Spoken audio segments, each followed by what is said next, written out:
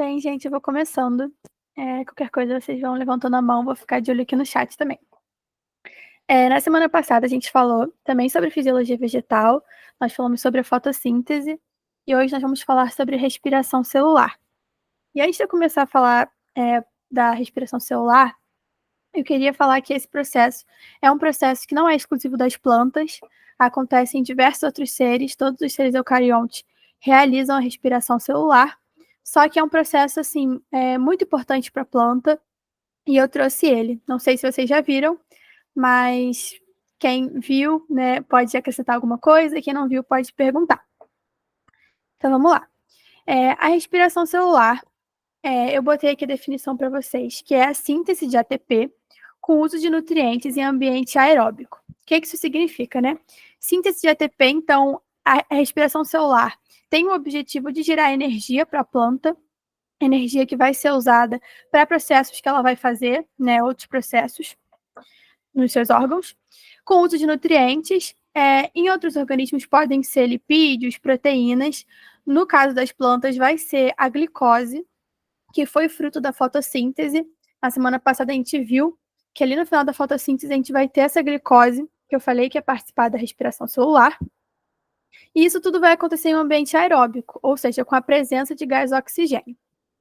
A respiração celular é o processo justamente em que a planta está absorvendo gás oxigênio do ambiente e liberando gás carbônico. Como eu disse, né, no começo da aula, todos os eucariontes vão realizar a respiração celular. Os eucariontes são aqueles que possuem material genético envolto, né? E algumas pessoas confundem a respiração celular com a fotossíntese, só que nós temos grandes diferenças aqui. Então, diferente da fotossíntese, que acontece ali onde tem cloroplastos, né, que é onde tem a clorofila, a respiração celular vai acontecer em todos os órgãos da planta, raiz, caule, folha, e se tiver, né, se a gente estiver falando de uma angiosperma, fruto e flor também. E vai acontecer no citoplasma da nossa célula vegetal e na mitocôndria. Vai acontecer 24 horas por dia, não depende de luz solar, não depende de nenhum fator externo, e vai se dividir em 3 fases, que é como a gente vai ver aqui na aula.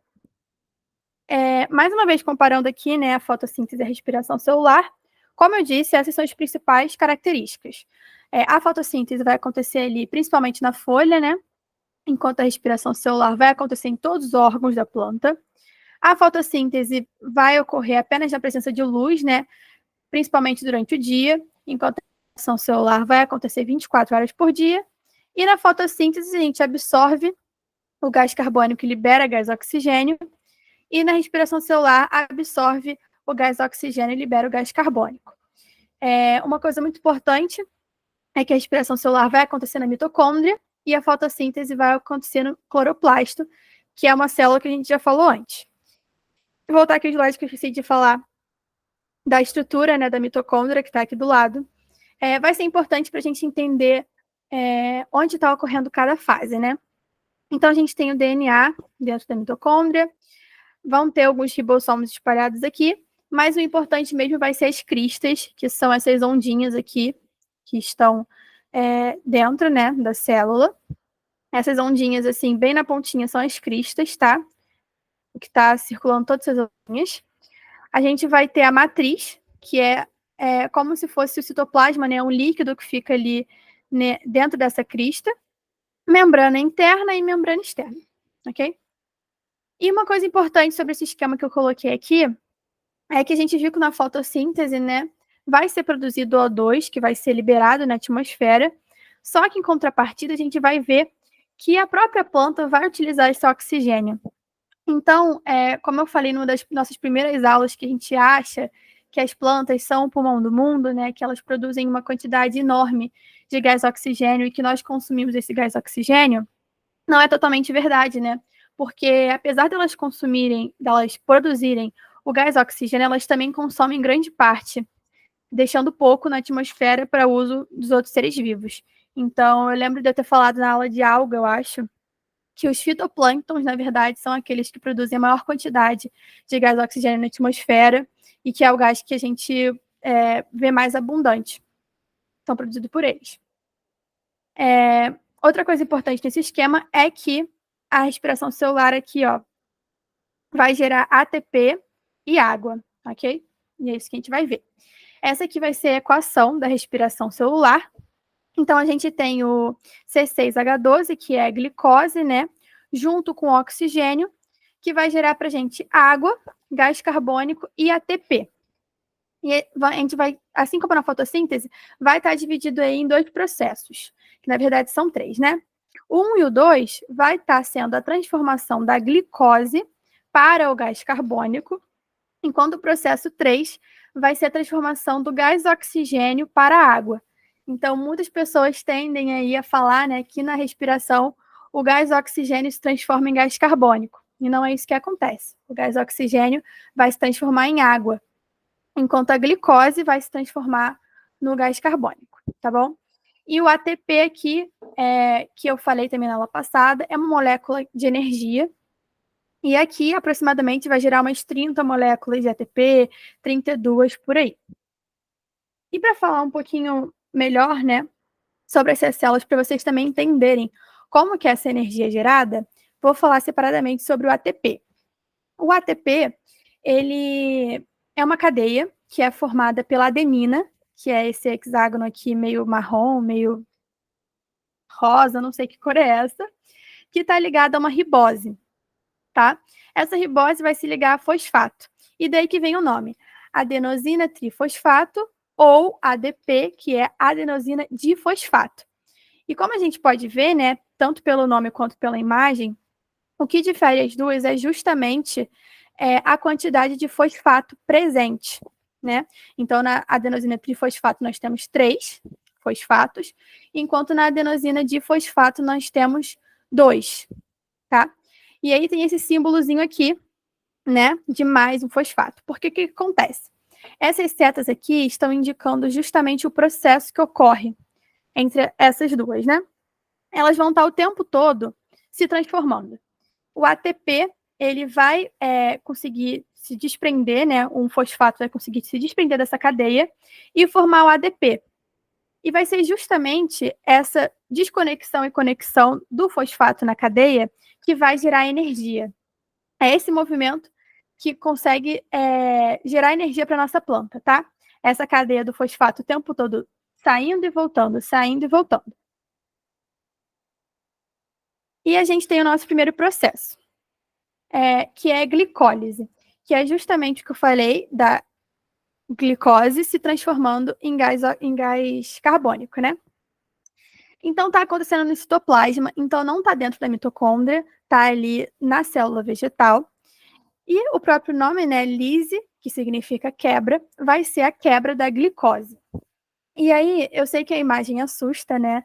Ela tem bastante coisa, mas eu botei aqui do lado, não sei se vocês estão vendo meu mouse, mas eu botei aqui do lado a equação da glicose, né? Então, o que a gente tem? A gente tem a glicose, 2 moléculas de ATP, que é importante, 2 de fosfato, 2 de NAD e 2 de ADP. Daqui, só é importante vocês saberem que a gente tem a glicose, principalmente o ATP e o 2-NAD. Por quê? Porque esse processo vai ser justamente a glicose se quebrando, né? O que vai gerar 2 moléculas de piruvato ou ácido pirúvico, que é o C3H4O3. Então, a glicólise vai ser justamente isso. A quebra da glicose para gerar 2 moléculas de piruvato, 4 de ATP e 2 de NADH. Eu lembro também que a gente viu na fotossíntese que o NADH é um transportador de elétron, né? Ele vai ser muito importante para a nossa última etapa da respiração celular. Então, a gente vai ver que nessa fase, na próxima fase, a gente vai estar com um acúmulo grande de NADH. Vamos lá. Como é que esse processo ocorre? Antes de eu falar do processo, eu quero que vocês gravem isso, né? Que apesar do processo pode ser complicado, algumas pessoas podem ter dificuldade, gravar que a glicólise é a quebra da glicose que está acontecendo no citoplasma e que a glicólise vai ser quebrada por ação de ATPs e se transformar em 2 ácidos pirúvicos, ok? Mas o processo acontece dessa forma. A gente tem aqui a glicose, né? Que é uma cadeia de 6 carbonos. E como eu disse, né? A energia vai ser gerada justamente pela célula de ATP, que está ali o tempo todo se mesclando e transformando em ADP, né? Então, ela está desgrudando esse fosfato e grudando de volta. Nesse caso aqui, ó, ela vai gastar um fosfato e aí vai liberar energia para que essa glicose consiga ser quebrada. Assim que ela é quebrada, a gente pode ver que ela tem uma adição aí de um fosfato, né? Aqui do lado. E vai passar por um processo onde o NAD+, né? Que tá aqui na nossa primeira equação, vai gerar o NADH. Então, vai receber um H e vai virar NADH. Dessa forma, vai ganhar mais um fosfato e vai transformar essas moléculas de ADP que a gente tinha lá no começo em ATP novamente. Então, o que aconteceu? A gente gastou 2 ATPs para fazer a glicólise e o nosso saldo, né? A gente teve aqui a transformação de 2 ATPs, porque a gente tem 2 piruvatos. Então, uma coisa muito importante também que pode cair no vestibular é que o processo da glicólise vai gerar 4 ATPs, como está aqui na equação. Só que a gente gastou 2, né, para que esse processo acontecesse. Então, de fato, ali útil, um saldo positivo que a gente tem são de 2 ATPs, beleza? Esses aqui se anulam e a gente tem 2 ATPs para usar, para a planta usar. Essa parte é muito importante por causa do ácido pirúvico. Alguém tem alguma dúvida? Eu vou prosseguir, então. O ácido pirúvico vai ser importante. Pode falar. Então, aqui no caso, eu tô vendo todos esses processos. No caso, a gente teria que meio que saber isso de cor, ou poderia só simplesmente pegar essa formulazinha aqui? Então, essa fórmula é o que está acontecendo, Sim, mais ou essa menos, né? parte eu Aqui. entendi. Sim. Então, eu trouxe o processo para vocês conseguirem visualizar o que está acontecendo, porque eu acho importante também entender o processo. Mas eu acho que isso aqui, se vocês conseguirem entender que a glicose se transformou em 2 ácidos pirúvicos, né, o piruvato, e que o ATP aqui dobrou, já está ótimo. Porque o que aconteceu aqui foi que esses 2 fosfatos, eles foram usados, né? Eles estão aqui, ó. Eles foram usados para entrar na cadeia, então eles somem da equação, e os 2 ADPs também, que no final eles viram ATP. Então, o final da nossa equação é essa, que a gente também tem aqui o NAD se transformando em NADH. Se vocês entenderem que é isso, tá ótimo. Peraí, professora, tô usando um negócio aqui. Deu para entender que esse 2 ATP virou 4 ATP. Só não entendi essa parte aqui de como surgiu esse NADH. Ele surgiu pela Então, junção desses 3 aqui? Então, a gente tem aqui o 2-NAD, tá vendo? Eles Sim. estão aqui, ó. Uhum. Quando a nossa cadeia de 3 carbonos com fosfato tá aqui, para ela se transformar em piruvato, ela tem que ganhar mais um fosfato. Uhum. Para ganhar esse fosfato, o NAD vai receber um hidrogênio e vai se transformar em NADH. Eu Ele, só não, preciso. ele recebe hidrogênio? Isso. O NAD, no caso. E aí vai ser o NADH. O NADH vai ser importante porque ele vai ser usado no nosso último processo. Mas, assim, em síntese, a glicólise é a produção de 2 ácidos pirúvicos. É a parte mais importante. A glicose vai se transformar em piruvato.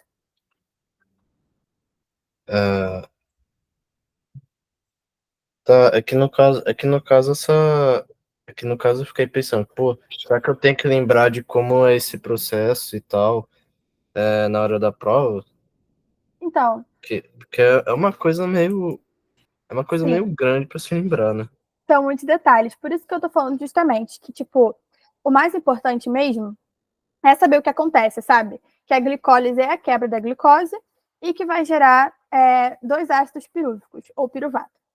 É a parte mais importante, porque ainda vai ter outros processos nesse nível, mas eu acho que você entendendo a teoria fica mais fácil, porque realmente é chato.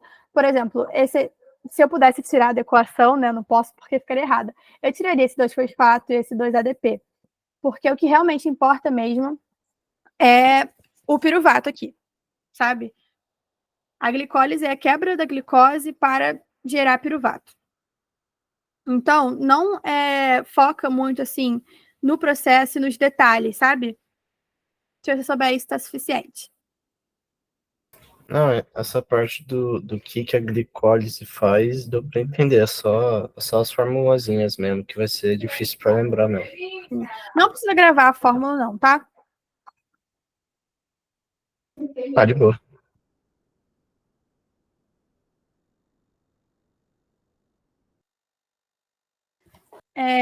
Vamos lá.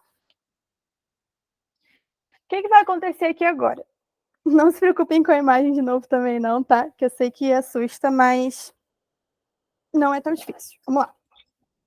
A gente teve o piruvato, que foi gerado na nossa glicólise, né? O que vai acontecer aqui? O piruvato, ele vai entrar no nosso ciclo de Krebs. Não sei se vocês já viram o ciclo de Krebs antes, mas faz parte aí da respiração celular. O que acontece? O piruvato, ele veio do citoplasma. E ele está entrando ali na nossa matriz mitocondrial, já dentro da mitocôndria, onde está rolando ali o ciclo de Krebs. O que vai ser o ciclo de Krebs? Vai ser, basicamente, né, aqui na respiração celular, vai ser a quebra desses piruvatos em várias partes, tá? E aí vai gerar para a gente o gás carbônico, mais NADH e ATP. Aqui na nossa equação também está o 2-FADH, mas só para a equação não ficar errada, tá? A gente vai ignorar ele. O que vai acontecer aqui? O piruvato, ele não consegue entrar no ciclo de Krebs sozinho. Ele precisa de um transportador. Esse transportador vai ser o acetil-CoA, tá? Vocês estão conseguindo ler aqui? Acetil-CoA. Só que o que acontece? Para o piruvato se ligar ao acetil-CoA, ele vai ter que abrir mão de um carbono para conseguir adentrar aqui nesse ciclo. Esse carbono que vai ser desligado, ele vai sair em forma de gás carbônico. Então, é justamente no ciclo de Krebs que a gente começa a ter a liberação de gás carbônico, ok? E aí, como é que ele faz essa liberação? Vai aqui, ó, doar um hidrogênio. Doou um hidrogênio, conseguiu liberar um gás carbônico. E vai conseguir ali entrar no ciclo de Krebs. O que vai acontecer agora? Essa imagem aqui está um pouco ruim, mas enquanto o acetil-CoA, que era o nosso piruvato, né, que antes tinha 3 carbonos e agora tem 2, quando ele estiver entrando no ciclo de Krebs, ele vai encontrar o oxalocetato. Não sei falar direito, mas peraí. Oxalocetato ou ácido acético, que eu acho bem mais fácil. E eles vão se encontrar aqui nesse ciclo. E eles vão se juntar. Então, o acetil-CoA tinha 2 carbonos, enquanto o ácido acético tinha 4. Eles se juntam e vão ter juntos 6 carbonos, tá? Então, a gente está falando de uma cadeia de 6 carbonos agora. Quando essa cadeia de 6 carbonos passa para a próxima fase, a gente vai ter o mesmo processo que a gente teve ali em cima para o piruvato entrar no ciclo de Krebs. Então, vai receber um hidrogênio e vai liberar gás carbônico. Ou seja, vai ali gerar NADH, que a gente está gerando o tempo todo, e vai perder um carbono em formato de gás carbônico. Vai seguir e vai realizar o mesmo processo até a gente chegar a 4 carbonos, onde ele já vai poder fazer uma produção de ATP e seguir o ciclo. Pedro, pode falar. Beleza. Então, o piruvato, ele vai entrar no ciclo de Krebs através do acetil, mas mas a partir do momento que ele entrar, ele já se encontra com Sim, esse ele vai se juntar. Uhum. acétalo. Eu prefiro falar ácido acético, mas pode chamar de oxalocetato também. Tá. Mas assim, não precisa também gravar esse nome não, tá? É só pra Não, vocês saberem. eu só botei que ele se encontra com mais 4 carbonos. Isso, perfeito. E com isso ele vai esse que tá em vermelho é o produto final? Então, é um dos produtos finais. que vai ser o ATP, tá aqui, ó, ATP, o FADH, o NADH e o gás carbônico. É tudo que está saindo do ciclo aqui, ó, tá vendo? Todas as setinhas que estão saindo do ciclo são os nossos produtos. Ah, nossa. Entendeu?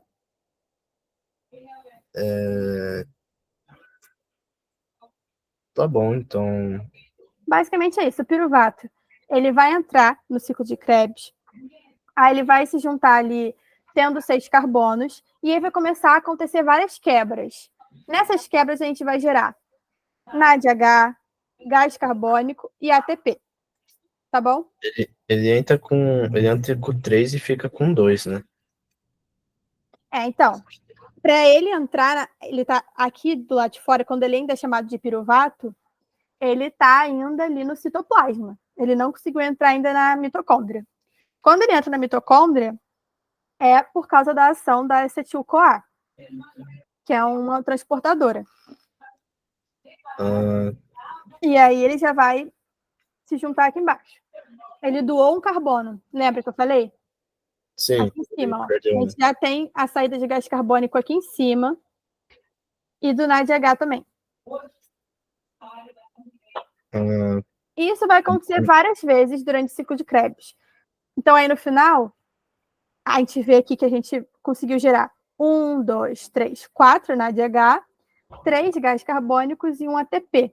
Só que uma coisa que vocês vão perceber é que aqui, ó, na equação, em vez de 3, tá 6, em vez de 4, tá 8, e em vez de um ATP, né, que foi gerado nesse ciclo aqui, tá 2. Mas isso é porque a gente não pode esquecer que são 2 ácidos pirúvicos que são gerados lá na glicólise, aqui, ó. São 2 piruvatos. Então, a gente fala que o piruvato foi quebrado, de fato, quando ele passa ali os 2 pelo ciclo de Krebs. E esses produtos se dão pela quebra do piruvato. Justamente, pela quebra do piruvato. Basicamente, o ciclo de Krebs na respiração celular vai ser isso, vai ser o piruvato sendo quebrado diversas vezes para gerar gás carbônico, NADH e ATP.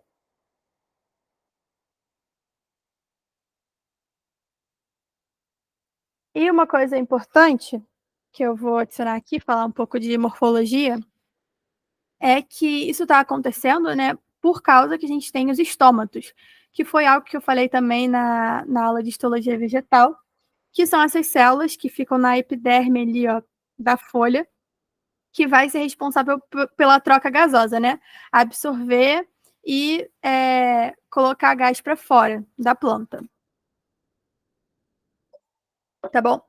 Então, essas estruturinhas aqui, elas ficam na parte de baixo da folha e elas se abrem e se fecham. Enfim. Então, aqui a gente vai ter a produção do gás carbônico, do NADH e do ATP. Então, na nossa respiração, a gente já conseguiu gerar o gás carbônico, né? E energia. Só que tá faltando a água. E, apesar da gente ter produzido energia, não foi uma grande quantidade de ATP, né? Aqui no ciclo de Krebs, a gente gerou 2 ATPs, enquanto ali na glicólise a gente gerou 4. Sendo que, na verdade, né, foram 2, porque a gente gastou 2 para o processo acontecer. Então, qual vai ser o momento onde, de fato, a planta vai gerar aí maior energia? Vai ser na cadeia respiratória, que é a nossa terceira fase. Esse esquema aqui é bem parecido com a da fotossíntese, né? Então, a gente vai ter essas estruturas de azul, que são proteínas.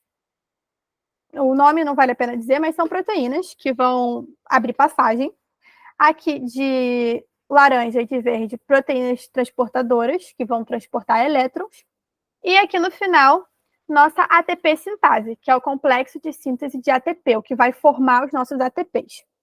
O que está acontecendo aqui, né?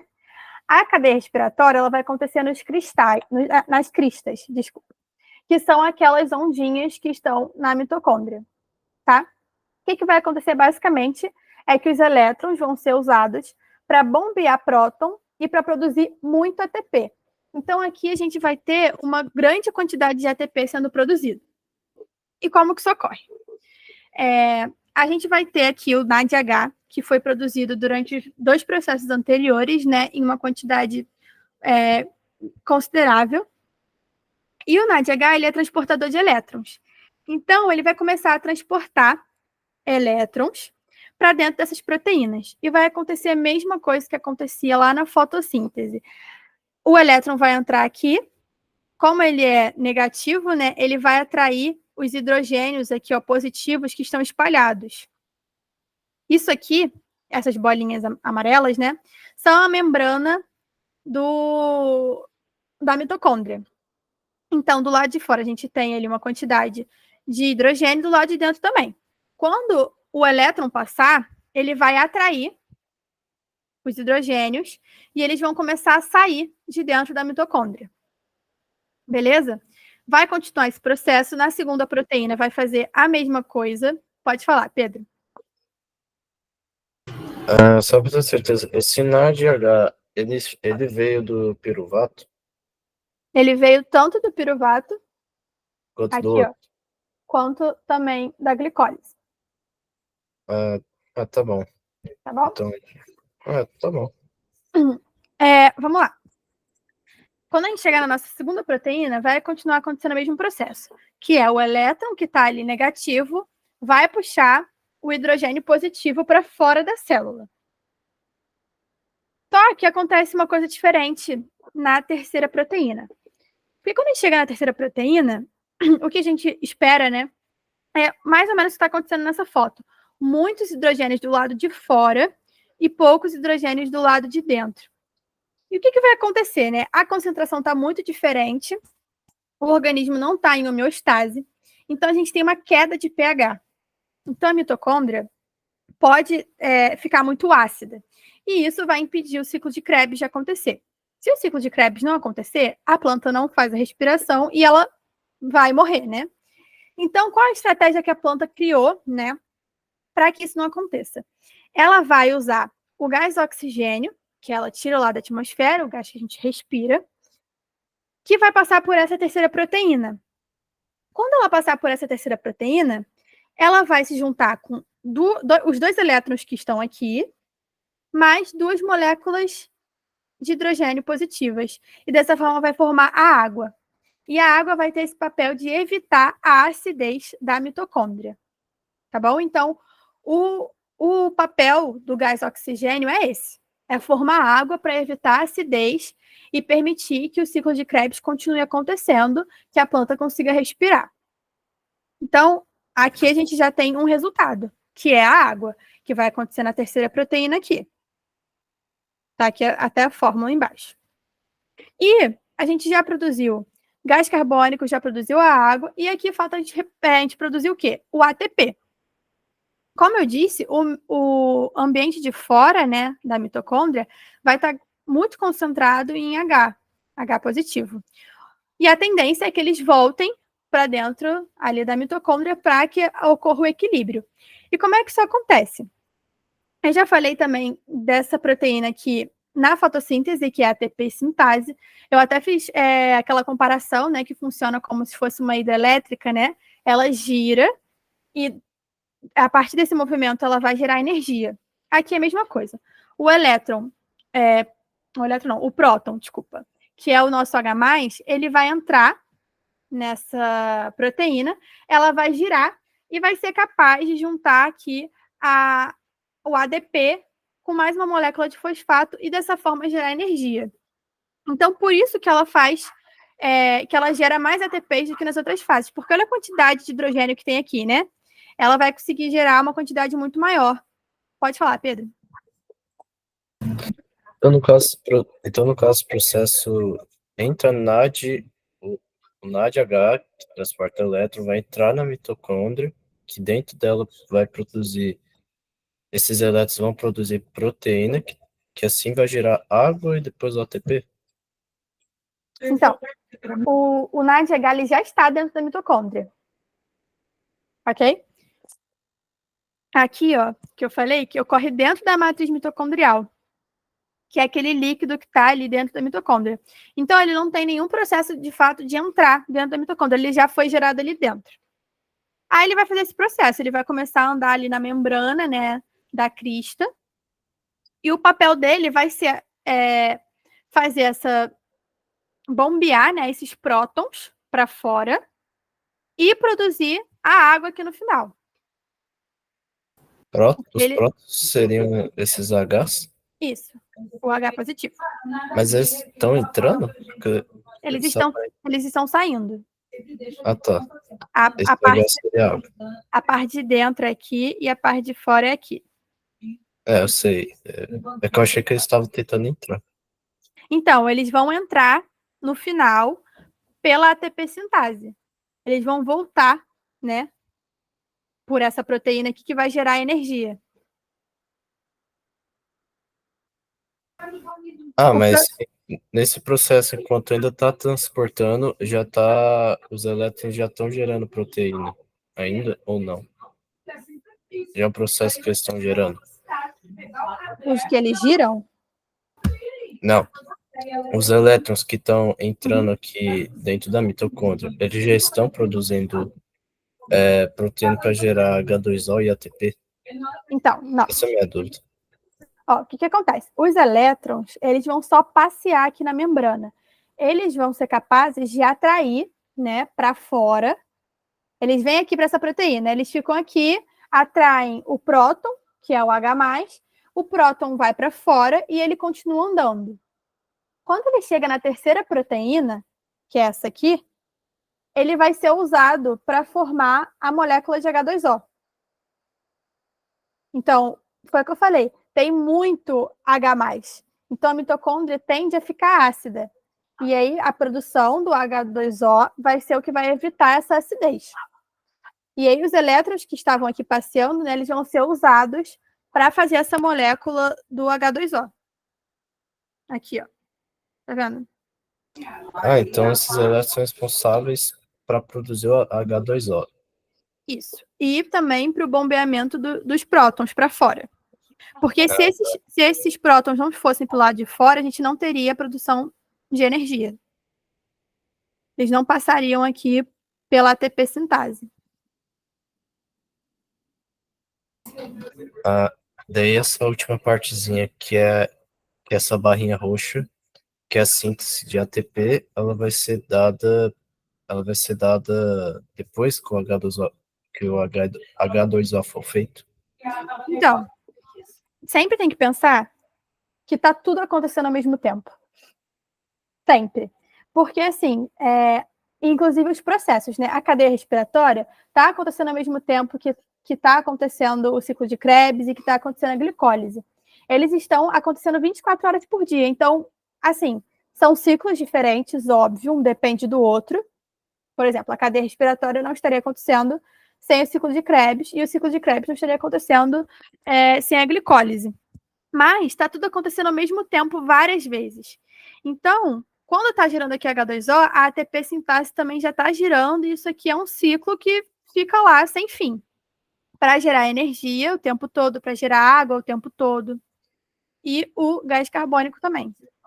Então ela não é que ela é independente, mas os elétrons não influenciam aqui ela está produzindo assim, normal, sem parar, como uma bobina. Então, mais ou menos, elas dependem dos elétrons também, porque se os elétrons não estivessem aqui, não teria essa quantidade de H+ aqui do lado de fora, porque são eles que atraem. A gente tem que pensar que, antes do elétron passar, vai ter essa molécula aqui, ó, de H+. Quando o elétron passa, ela vai para o lado de fora. E aí a gente vai ter o meio do lado de fora mais concentrado para passar por dentro da nossa ATP sintase e gerar energia. Se os elétrons não estivessem lá, a gente não teria essa troca, né, do lado de dentro com o de fora. Então, eles são importantes para isso. Beleza. Tá? E aí é isso, a ATP sintase vai ser responsável aí por gerar a energia. Como eu falei, vai passar aqui o H+, essa proteína vai girar, e vai juntar o ADP a mais uma molécula de fosfato, dessa forma produzindo ATP em grande quantidade. Ok?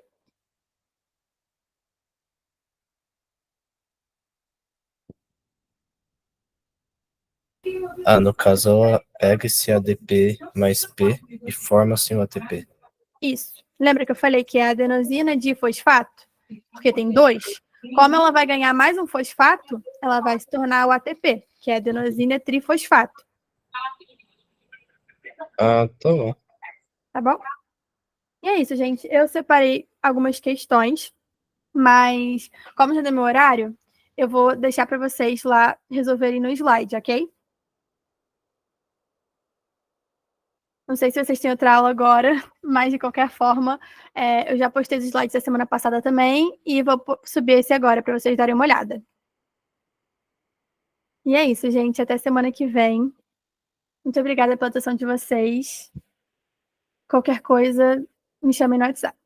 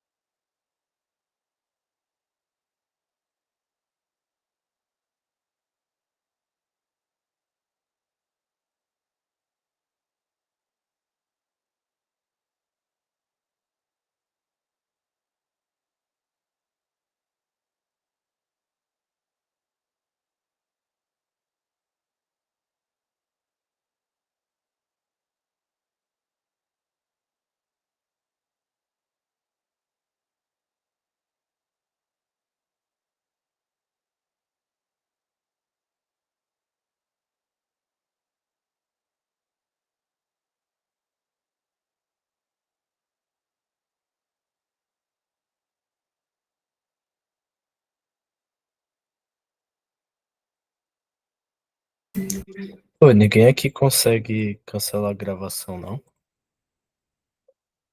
Porque, Acho que não, tem que ser autorização do. se todo mundo saísse e entrasse de novo, acho que a gravação parava. Bom, a gente pode tentar. Gente, todo mundo sai. Se vocês puderem, todo mundo sai, porque daí a gravação para. Eu acho.